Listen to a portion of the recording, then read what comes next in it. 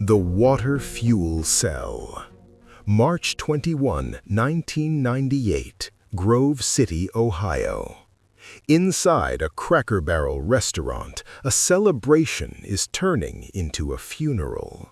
Stanley Meyer, a 57-year-old inventor, is sitting with his brother and two Belgian investors. They are toasting to a breakthrough that could change the history of humanity. Stanley takes a sip of his cranberry juice. Suddenly, he drops the glass. It shatters. He stands up, violently clutching his throat. He stumbles out into the parking lot, falls to his knees, and vomits violently. His brother rushes to his side, asking what's wrong. Stanley looks him dead in the eye and whispers his final words, "They poisoned me." Stanley Meyer wasn't just a man, he was a threat. He had built a dune buggy that ran on water, not gasoline, not diesel, just water. He called it the Water Fuel Cell. He claimed he could split tap water into hydrogen and oxygen with less energy than physics allowed. He drove this buggy from Ohio to Los Angeles on 22 gallons of water. The Pentagon was watching. The oil cartels were watching. He was offered $1 billion to sell the patent and bury the technology. He refused. A week after his death, the coroner ruled it a cerebral aneurysm, a natural cause. But tell me, why did federal agents raid his laboratory days later? Why was his dune buggy stolen? And why, to this day, has no one been able to replicate his fuel cell without disappearing? The vibration cure. If energy is the currency of control, medicine is the currency of fear. In 1934, a different kind of war was fought in San Diego, not with guns, but with light. Royal Raymond Rife was a genius who built a microscope that could see the invisible. He discovered that every disease, tuberculosis, typhoid, even cancer, has a specific electrical frequency, a mortal oscillatory rate.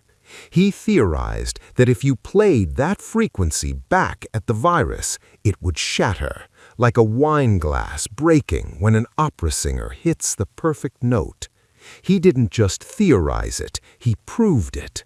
The University of Southern California gave Rife 16 terminal cancer patients, people the hospitals had sent home to die.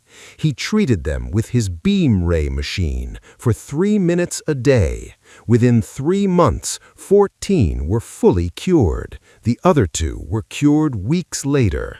A 100% success rate, a cure for cancer that cost pennies of electricity.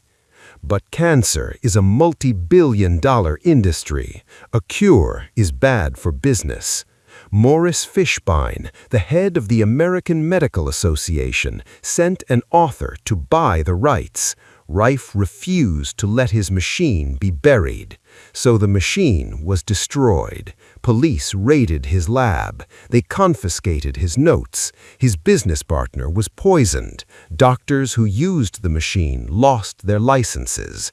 Rife died an alcoholic, broken and forgotten in a hospital, while the chemical treatment of cancer became the global standard. The data compressor. Data is power, and in 1999, a Dutch computer technician named Jan Sloot held the key to the entire internet in his pocket.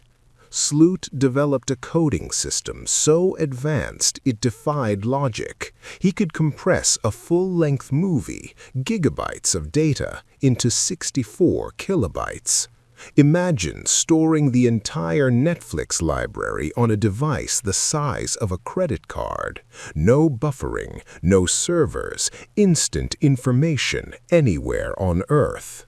Roll Pieper, the former CTO of Philips, saw it work. He was stunned. The deal was set. Sloot was about to become the richest man in the tech world.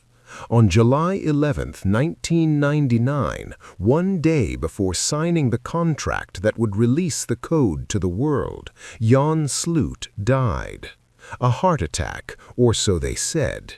But here is the twist. The source code wasn't on his computer. It wasn't on a server. It was on a floppy disk that Sloot carried everywhere.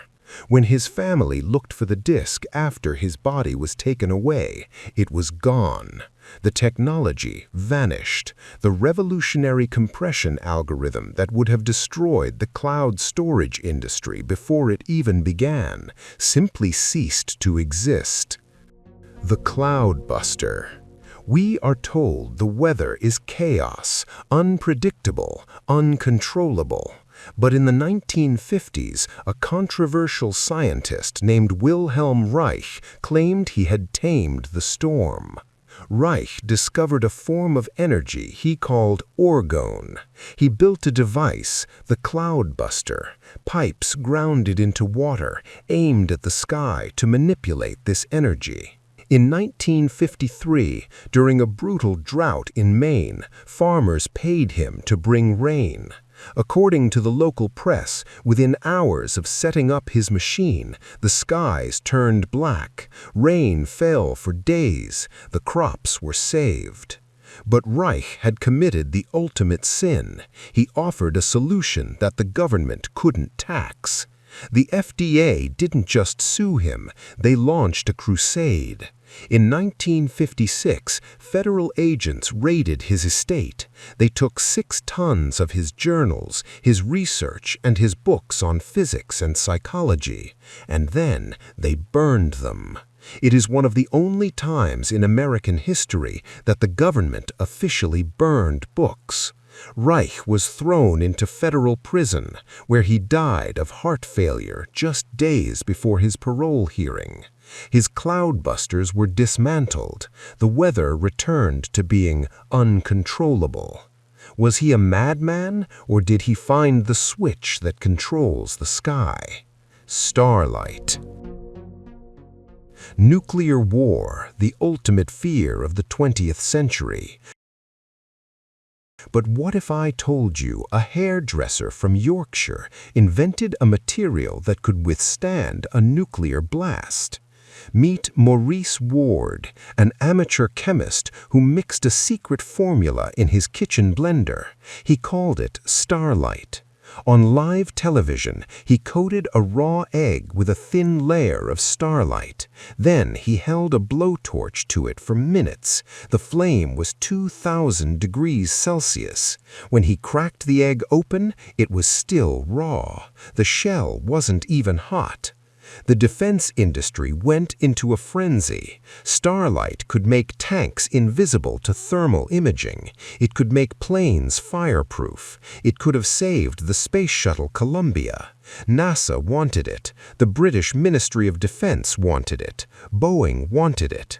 But Maurice refused to sell the patent. He refused to let them reverse engineer the chemical structure. He knew that if he lost control, the material would disappear into a black budget project. Maurice Ward died in 2011. He never wrote the formula down. He never sold it. To this day, scientists cannot replicate starlight. The material that could have saved millions of lives is gone, lost in the mind of a man who didn't trust the system. The Vatican's time machine.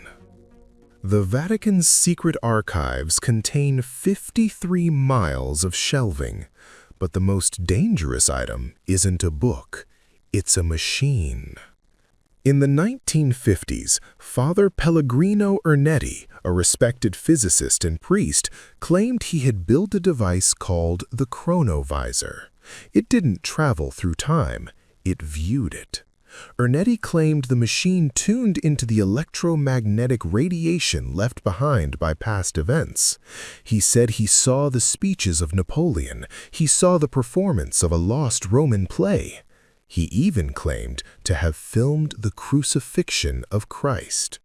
But a machine that sees the past sees everything. It sees the crimes of kings. It sees the lies of history. It sees the secrets of the church. According to the legend, Pope Pius XII and the scientists agreed the machine was too dangerous for humanity. A world with no secrets, they said, is a world that cannot function. Before Ernetti died in 1994, he was pressured to confess it was a hoax, yet he refused. In his final confession, he insisted the machine worked. Where is the chronovisor now? Some say dismantled. Others say it sits in a lead-lined vault beneath St. Peter's Basilica, watching us right now. Tesla's last secret. And finally, the beginning and the end of forbidden science. Tesla died penniless in room 3327 of the New Yorker Hotel. But the real story isn't his death. It's what happened 10 minutes later. Tesla had spent his final years working on a weapon he called Teleforce. The press called it the death ray, a beam of particles that could bring down 10,000 airplanes from 200 miles away. He claimed it would end all war. But war is profitable. The moment Tesla's heart stopped, the FBI's Office of Alien Property seized his belongings, 2 truckloads of papers. They called in an expert from MIT to evaluate the papers. His name was John G. Trump, Donald Trump's uncle. He officially reported that Tesla's notes were speculative and philosophical, useless. Useless? Then why did the government hold those files for 70 years? Why are key pages still missing from the declassified release? Tesla wanted to give the world free energy and the end of war. Instead, his inventions were weaponized and his dream was erased. 7 inventions, 7 erasures. Is it all coincidence, or is there a pattern, a ceiling on human progress maintained by those who profit from the status quo? We may never know the full truth about these machines, but the most dangerous invention isn't a death ray or a water engine. The most dangerous invention is an idea that cannot be killed. They can burn the papers, they can silence the men, but they cannot stop the future forever. If you believe some secrets are meant to be revealed, join us. Subscribe for more untold stories.